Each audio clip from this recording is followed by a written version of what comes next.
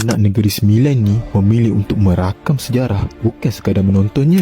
Ini kisah seorang lelaki bernama Muhammad Haris Azrami atau lebih dikenali sebagai Harok, seorang pelajar ijazah sarjana muda kejuruteraan perisian di Universiti Pendidikan Sultan Idris. Dia bukan sekadar videografer biasa, dia seorang content creator, aktivitis belia dan sukarelawan. Dia melihat dunia bukan dari belakang layar, tetapi dari garisan depan perjuangan kemanusiaan. Pada usia 25 tahun, Harok dipercayai menjadi salah seorang delegasi termuda Malaysia yang menyertai misi global Sumur Flotilla ke Gaza. Perjalanan berani melintasi Laut Mediterranean demi menyampaikan mesej solidariti kepada saudara kita di Palestin. Dia melihat panggilan itu bukan sebagai peluang, tetapi sebagai amanah, panggilan daripada Allah yang tidak boleh ditolak. Walaupun menghadapi ujian seperti kapal rosak, jalanan tertunda, bahkan pintasan oleh tentera Israel, Harok tetap tambah. Kata-katanya menjelang detik paling genting, 6 jam lagi nak sampai Gaza, doakan kami. Dia bukan hanya membawa kamera, tetapi membawa suara solidariti, harapan dan doa lebih kuat daripada ombak yang memukul kapal.